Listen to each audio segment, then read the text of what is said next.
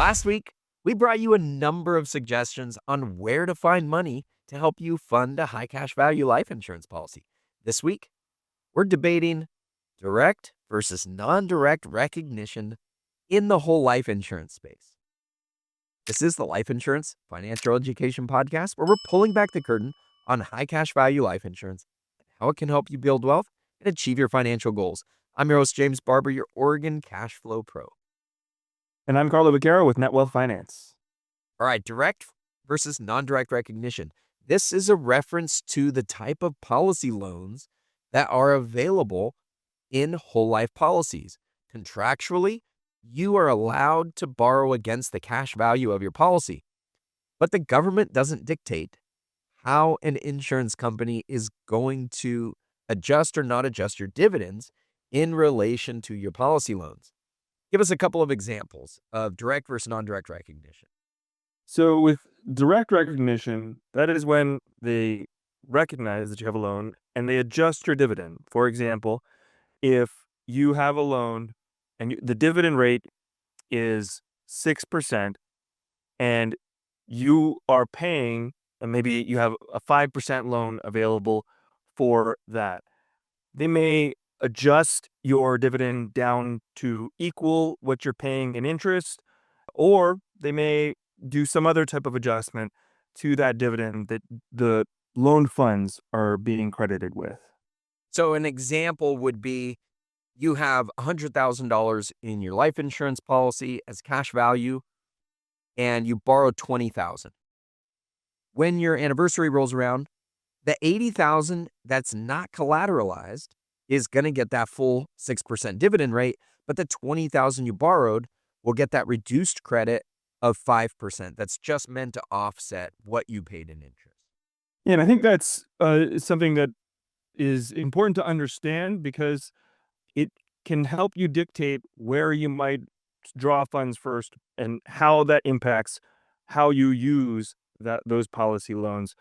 And so I think that's an important thing to have, that understanding that direct recognition can have that impact on the negative, but on the other side of things, it can potentially be in a situation where it could adjust higher, where that maybe their dividend rate is lower, but their loan interest rate is higher, and they might credit you with that loan interest rate and adjust your dividend higher on those borrowed funds. So it is potentially possible for direct recognition to actually increase your crediting rate sometimes. Yeah, it should be very rare, but we got to remember in whole life policies, the guaranteed growth ranges from 2% to 4.5%. If you're in a policy that 30 years from now, they've adjusted that dividend rate to the lowest possible rate, it's possible that in a direct recognition policy, the crediting rate you get that offsets the loan is substantially higher than the credit rate that you're given. With the major carriers that we're using right now, we don't really expect that to happen. The dividend rates are well above 5.5% or 5% or 6%, which is about where your direct recognition loans are. Or one of our major carriers, it's always just going to offset whatever the dividend is. And currently the dividend is just a little bit higher than what the loan rate is. So let's contrast this with a non-direct recognition. Well, with non-direct, it's pretty straightforward in the sense that they don't change anything. They're not recognizing, they're not going to directly recognize the loan against that. So if the dividend is 6% on that 100,000, you have a loan against 20%, or 20,000, then both your 20,000 that you borrowed and the rest of that cash value up to 100,000 is going to earn that 6% dividend. Just to be clear, the 20,000 we collateralize. I like to use that terminology because a lot of times people get confused and they think they're actually borrowing their own money. But in actuality, we're borrowing money from the insurance company. We're just collateralizing part of the cash value. That's part of the death benefit, the future death benefit. Yeah, I think it's a distinction, and I'll use that language against a loan against something because I think that conveys collateralizing, but I do agree that collateralizing it is probably a more explicit description of what you're doing. Yeah, and non-direct recognition, it is, as you said, pretty straightforward. It just doesn't affect the dividend rate. You're going to get whatever the dividend would be even if you didn't take a loan. Now, let's look at some specific examples among carriers. The top carriers we tend to use in the whole life space when we're designing high cash value policies, I generally default to Guardian, Penn Mutual, and Mass Mutual. But one of the other really popular ones in the infinite banking space is Lafayette Life. So let's just look at those four because that gives us two direct recognition and two non-direct recognition companies. And I'll just start with describing Penn Mutual since that's what I have in my own policy. So Penn Mutual has a 0.65 reduction for the first 10 years of your policy based off of your loan rate. So when you're paying the loan rate, they'll subtract 0.65 from that. Currently, Penn Mutual has a 6% dividend and a 5.3% loan rate. So if you have borrowed funds, they're actually crediting you with 4.65% on those borrowed funds. So it's a pretty big impact right now with a Penn Mutual policy if you're taking a loan against funds inside of that. During the first 10 years, let's make that clear. Outside of those 10 years, once you get past 10 years, they're just going to credit you the same amount that they're charging you. So if they're charging you 5.3, you're going to get a credit of 5.3. A couple of years ago, you were getting charged 6% or almost 6% and getting an offsetting credit of 6% or almost 6%. And at that time, the dividend rate was slightly lower at 5.75. This is one of those examples in a direct recognition company where a couple of years ago, your credit might have been higher than the dividend rate, and today it's lower than the dividend rate. Yes, and I'll say that I had loans a couple of years ago. I think it was actually slightly over 6% for a little bit for the loan rate, and I didn't really notice an impact to the crediting because of the fact that the loan rate was kind of high, and the 0.65 subtraction was not really super impactful. That 0.65 would have put you really close to the 5.75 dividend, actually.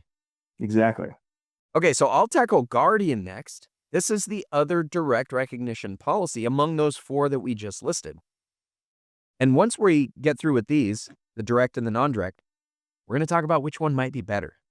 With Guardian, I own some older Guardian policies that had a loan rate of 5.66%. And what Guardian does is they will give us a credit that offsets that or nearly offsets that. I just assume my credit is about equal or maybe slightly less. I might have a small net cost, 5.5% or so. In the new Guardian policies, they're charging you a fixed rate of 4.76%, and you're getting an offsetting credit of about 4.5%.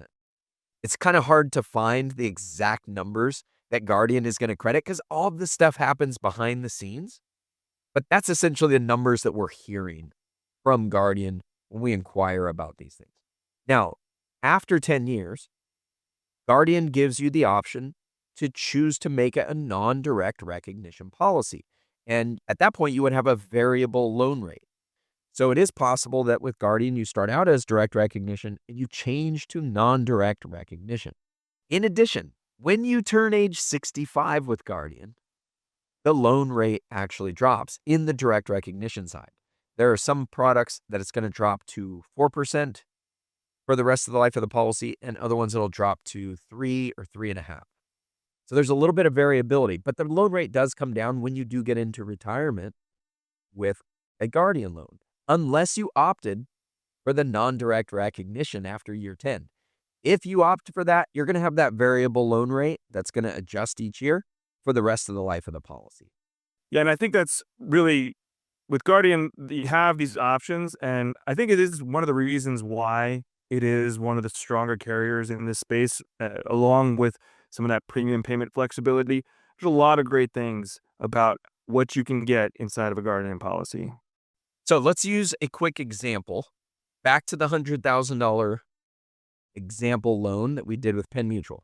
You borrow $20,000 against your policy, or you collateralize it, $20,000.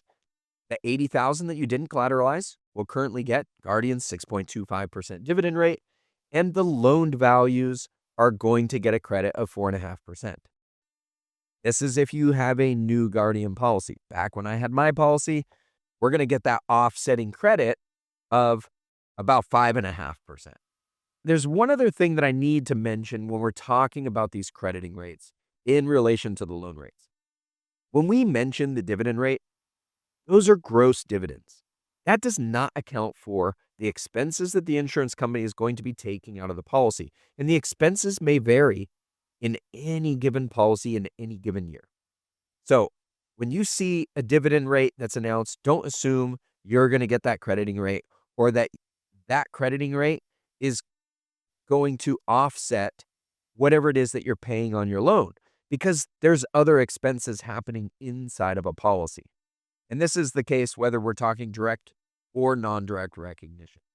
Yeah, and I think that's one of the things that a lot of people in the IUL side of the house will say there's some black boxy elements of whole life, and there's not transparency because of those high guarantees that they can give you.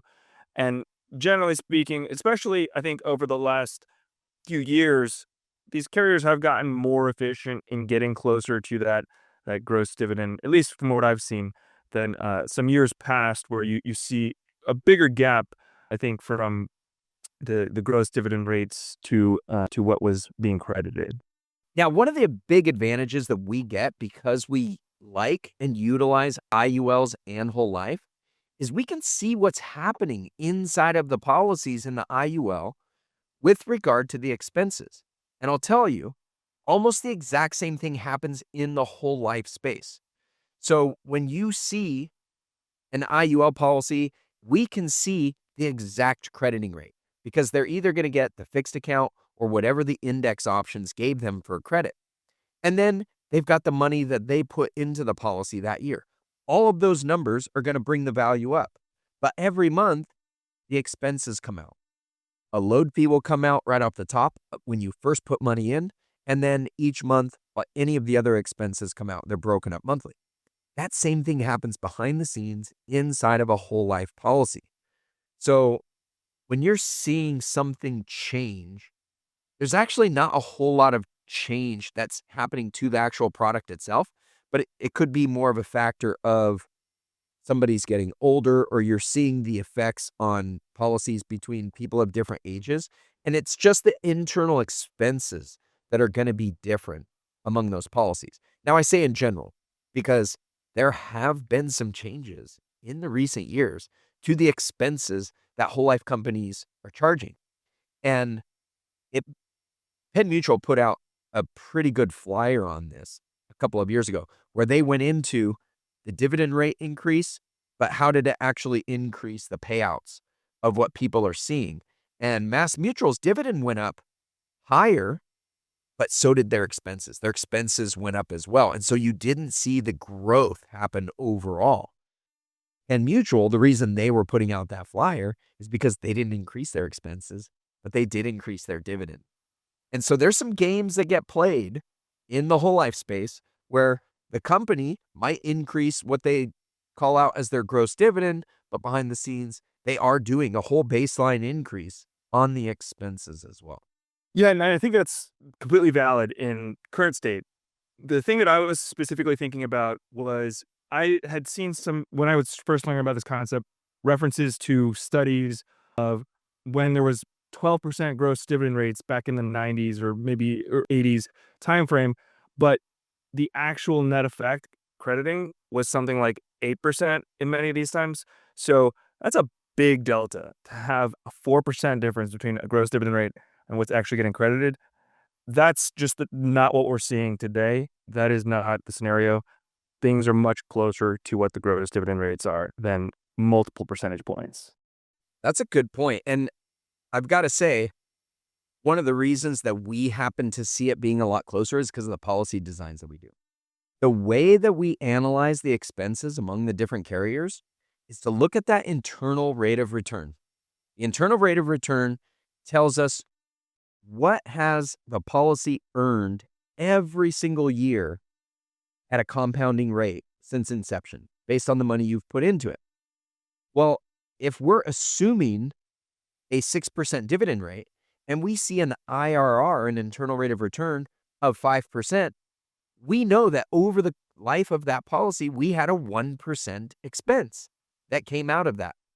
What I see among the whole life carriers is generally a range of somewhere around 0.7% all the way up to 1.5% in the best designs that we're doing. And if you have a bad design, it's going to be quite a bit higher than that. Yeah, absolutely. I think maybe jumping back to the loan situation, I think that we've covered the big players on the direct recognition side. Now, if we get into Mass Mutual, we actually have an option for based on the different products that they offer for which approach that you'll get in a Mass Mutual policy. Yeah, then when you first start your policy, you have to choose. Do you want a direct recognition policy or a non-direct recognition policy? We don't deal too much with their direct recognition because the non-direct is a pretty attractive option for most people. And I think that most people like the Mass Mutual policy specifically because it offers that non-direct option with a fairly good loan rate and a high dividend rate. Now, I do own a Mass Mutual policy. So I know that my current loan rate, and it varies each month. So what you get locked in at for the year is going to depend on your anniversary. But for this year, my loan rate is going to be 5.3%. The crediting on the dividend side, their announced dividend rate is 6.6%. Now, you might think that there's some potential arbitrage in there, and there might be, because that 5.3% doesn't affect what I'm going to get credited on the dividend. But what I get credited will be affected by the expenses happening in the policy. And Mass Mutual does have a slightly higher expense ratio than Guardian and Penn Mutual. Well, certainly higher than Penn Mutual. It's fairly close to the expense ratio that we see in Guardian. But my expectation is we should see somewhere around 1.5%, 1.3 to 1.5 of an expense ratio after the dividend. So crediting might be around 5.1%. So if I'm paying 5.3 on a loan, I'm not really earning any arbitrage. But at the same time, I generally disconnect the expenses happening inside of a policy from the growth in a policy. The expenses are always going to be there. In the IUL, I'm running an illustration assuming I'm going to earn 6% growth. Well, when I run that illustration, I'm also assuming that there's going to be a long-term expense ratio of probably around 0.3%. That gives me a really good internal rate of return. And when I'm borrowing at 5%, I'm assuming I'm getting some arbitrage there. Same thing in the whole life space. If I'm getting that dividend credit that's up around 6.6%, okay, I'll probably assume that that's a pretty darn good borrowing rate at 5.3%. And just know that there's some expenses going on inside of there. And I think that's really what highlights this scenario because in my mind, and I think most people's minds, Mass Mutual is kind of the top dog in offering non-direct recognition. They're one of the major mutual companies. It's very big, and even there, this you can kind of see that non-direct recognition can have still in the end, you're not necessarily getting that arbitrage in an environment where you have a higher dividend rate and a lower borrowing rate. So I think it's something to keep in mind, and that's where a lot of folks that are in this space really talk a lot about needing to have non-direct recognition. But the reality and the net effect is that probably is not always the case, and it really depends on what your situation is and what you're trying to do with your policy. We'll get more into that after we finish the discussion on Lafayette. But with Mass Mutual, a couple of years ago, my loan rate was 4.5%. Last year, I think it was 5.8% or 5.82. And then this year, it's 5.3. So it can vary quite a bit. If you're using these policies for infinite banking, you're taking out big loans, you've got to recognize that there is going to be some variability in your actual cost that you're incurring when you take these loans. Mass Mutual tends to be pretty good, especially in relation to the dividend. It's one of the reasons that they are very attractive.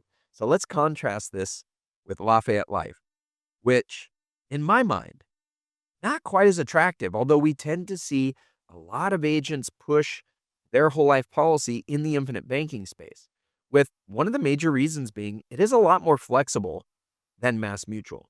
Mass Mutual doesn't offer a whole lot of flexibility when it comes to when you can put in extra money. Can you do a major dump in at the beginning? And how does that affect what you can put in the future, how much you're required to put in the future?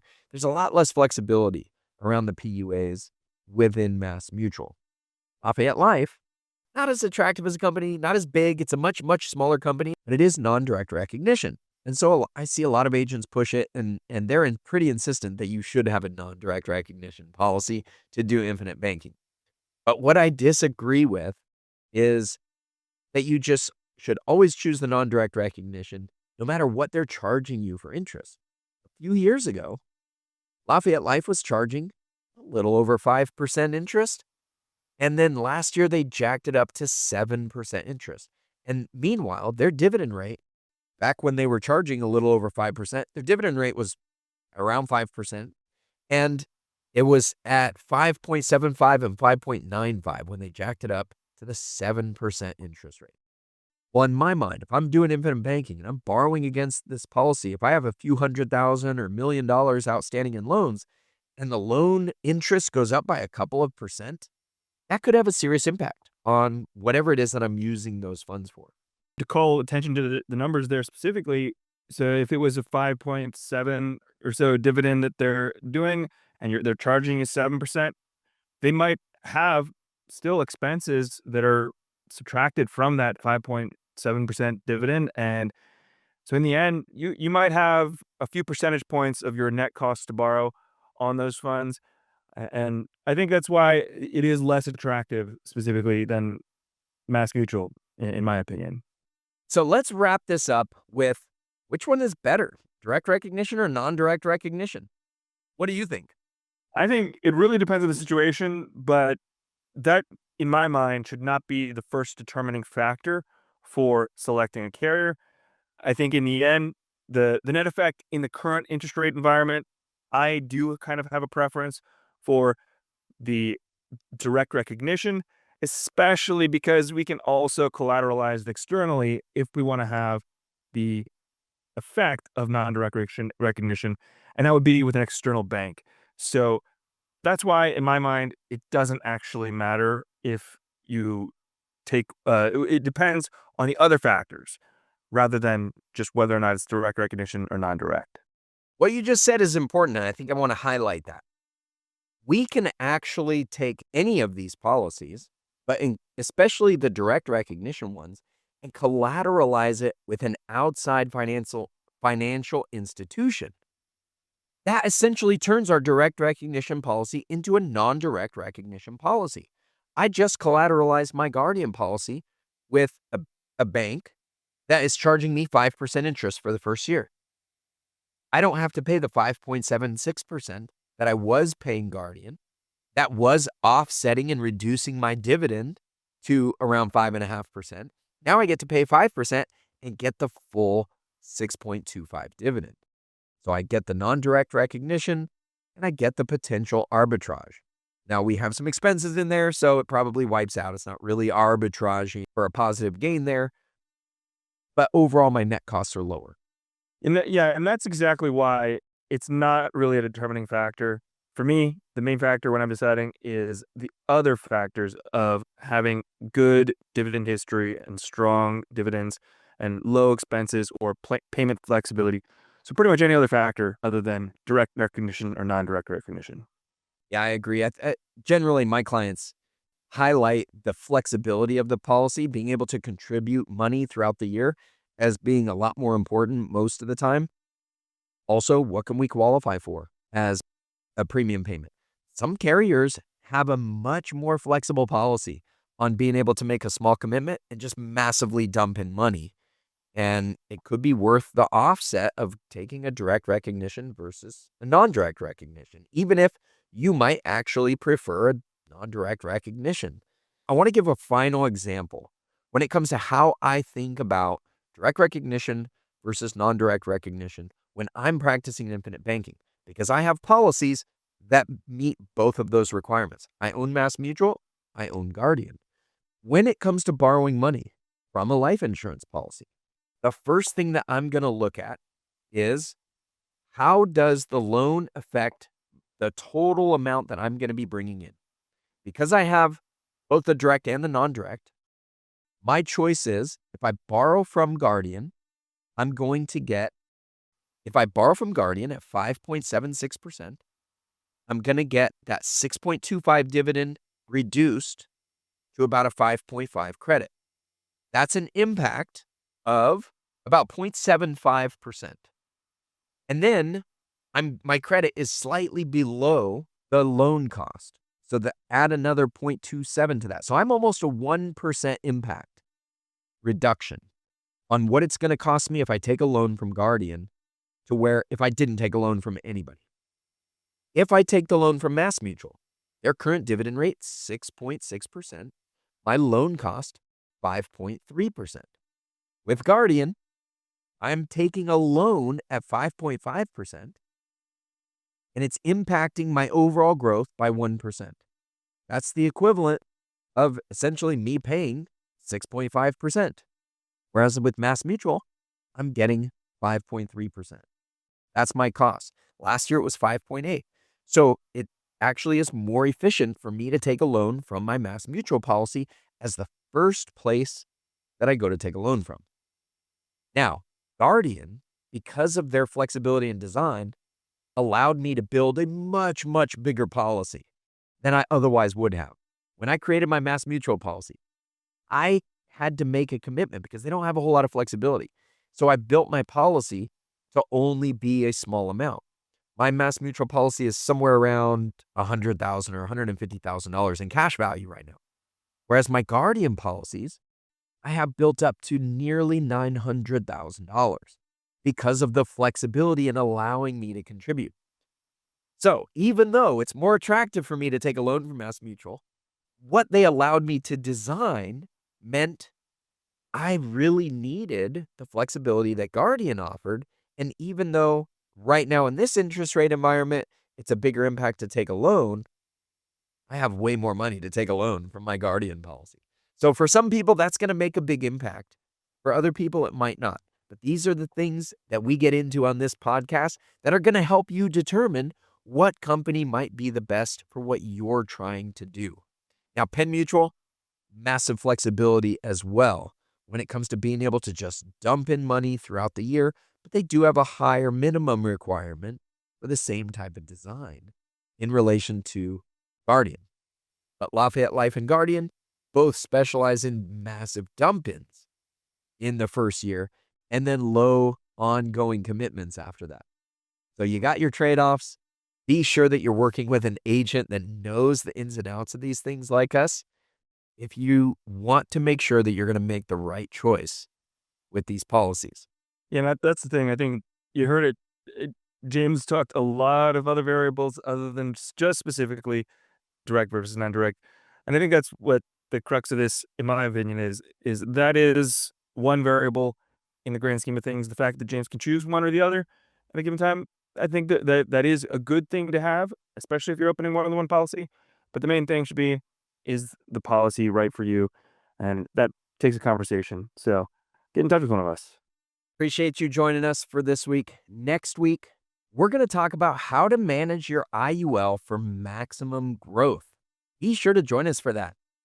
Signing off, James Barber, your Oregon Cash Flow Pro, and I'm licensed for life insurance and annuities across the country. And I'm Carlo Viqueira. You can find me at netwealthfinance.com or on YouTube at netwealthfinance, and we'll work with life insurance clients across the country as well. We will see you next week. Thanks for tuning in.